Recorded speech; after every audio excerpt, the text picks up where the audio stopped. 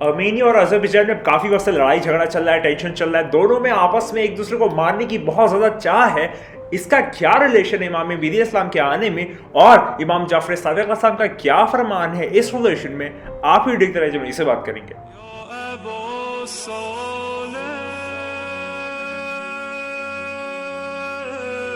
तो आज हम लोग बात करने जा रहे हैं अज़रबैजान और अर्मीनी के बारे में। आखिर कितने वक्त से क्या टेंशन चल रहा है इन दोनों में, और क्या ऐसी परेशानी है कि दोनों लोग लड़े जा रहे हैं आपस में, एक दूसरे के लिए एनिमोसिटी रख रहे हैं, एक दूसरे के लिए बहुत ज़्यादा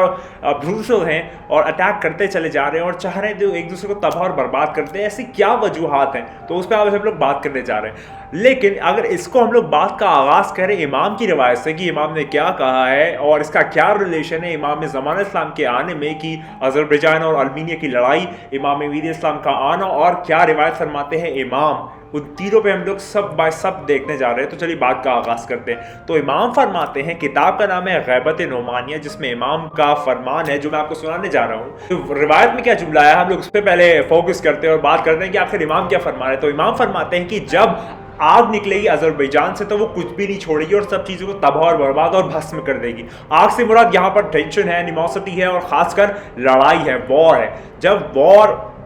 पैदा होगा, शुरू होगा, अज़रबैजान और अर्मीनिया का वॉर शुरू होगा, तो वो फैलते फैलते पूरी दुनिया में फैल जाएगा, उसका टेंशन क्रिएट हो जाएगा और वो जो है कोई भी चीज़ नहीं छोड़ेगा और बर्बादी हर तरफ नज़र आती हुई आपको दिखाई देगी। और आगे इमाम फरमाते हैं कि अगर ऐसा हो, अगर ये चीज़ तुम देखो, अगर ऐसा हो तो अपने घरों पर रहना और अपने घरों पे ही वहां पर तुम बच पाओगे, अपने घरों पे सेफ रहना और घरों पे ही सेफ मौजूद रहना, बाहर मत निकलना, किसी भी चीज़ में इन्वॉल्व होने की ज़रूरत नहीं है, सोशल एक्टिविटीज़ में इन्वॉल्व होने की ज़रूरत नहीं है। जब ऐसी चीज़ें हों तो अपने घरों में ही सेफ गार्ड होकर रहना और बाहर चीज़ों में इन्वॉल्व ना होना। ये इमाम का फरमान है, गैबत नुमानिया में पढ़ रहा हूँ मैं आपके सामने। और उसके बाद इमाम फरमाते हैं कि अगर उस वक्त हमारा कायम आ जाए, यानी कि कायम से मुराद है इमाम ज़मान अलैहिस्सलाम, इमाम ज़मान अलैहिस्सलाम से मुराद है इमाम महदी अलैहिस्सलाम। जब इमाम महदी अलैहिस्सलाम आ जाए, इस वक्त जब तुम देखो कि इमाम का ज़हूर हो गया है, तो जल्दी से जल्दी तेज़ी से इमाम की तरफ जाना और उनको ज्वाइन कर लेना। बहुत तेज़ी से जाना, चाहे तुमको रेंगते हुए जाना क्यों ना पड़े, तो जाना, उन तक पहुंच जाना। मतलब इमाम तक तुमको पहुंचना ही है, किसी भी कीमत में, किसी भी सूरत में, किसी भी हालात में। यानी कि इमाम का यहाँ पर एक तरीके से अगर हम देखें तो उस वक्त हालात बहुत ख़राब होंगे और लोग आपको रोकेंगे, इमाम तक नहीं जाने देंगे, इमाम तक आपको नहीं पहुंचने देंगे। लेकिन फिर भी इमाम फरमाते हैं कि कुछ भी हो जाए, आपको रेंग के जाना पड़े तो जाओ, लेकिन कायम को आपको ज्वाइन करना है, आपको उन तक पहुंचना है, क्योंकि उसमें ही आपकी हयात है बाकी। आज हम लोग आगे बात करें तो इमाम फरमाते हैं, खुदा की कसम, मैं खुदा को गवाह बना के कहता हूं कि मैं देख रहा हूं कायम को मकाम इब्राहिम और खाने काबा के कॉर्नर के बीच। ये इमाम फरमा रहे हैं, मैं कायम को देख रहा हूँ, मतलब वो बता रहे हैं कि मैं कायम को देख रहा हूँ मकाम इब्राहिम और खाने काबा के बीच वो मौजूद है। ये इमाम फरमा रहे हैं, और वो बहुत ज़्यादा सख्त होंगे अरब के साथ, क्योंकि अरब यहाँ पर सख्त होने से मुराद क्या है कि उस वक्त, उस ज़माने तक अरब जो है वो बहुत ज़्यादा ख़राब हो जाएंगे, बहुत ज़्यादा नास्टी एक्सपेडिशंस में इन्वॉल्व हो जाएंगे और उनकी जितनी भी एक्टिविटीज़ होंगी वो गैर इस्लामिक होंगी, नॉन शरिया होगी, और वो सारी चीज़ों को तर्क करके अपना ही कुछ एक मॉडर्न और बहुत ज़्यादा लिबरल कोई चीज़ निकालने की कोशिश करेंगे, जो कि आप देख सकते हैं। आप अरब में अभी डांस हो रहा है, अलग अलग कॉन्सर्ट्स हो रहे हैं, तो ये सब क्या मुराद है, आप समझ सकते हैं। जहाँ पर जो प्यारे प्रॉफिट मोहम्मद मुस्तफ़ा सल्लल्लाहु अलैहि वसल्लम पड़ा, उस ज़मीन पे इतनी बरकत होनी चाहिए, लेकिन आज वहाँ पर क्या हो रहा है, इन आले सऊद की हरामखोरी और इनकी गलत एक्टिविटीज़ और इनकी लूटमारी की वजह से आप देख सकते हैं वहाँ पर इतनी गलत चीज़ें इन्वॉल्व हो रही हैं। सऊदी अरेबिया की सरजमीन पर इन्वॉल्व हो रही, जहाँ से इस्लाम का एक्सपेंशन शुरू हुआ, जहाँ से इस्लाम की नींव रखी गई, वहाँ पे ऐसा हो रहा है। तो ये मतलब इमाम के ज़हूर की अलामत नहीं है तो क्या है, आप खुद सोच सकते हैं, आप अक्लमंद हैं। तो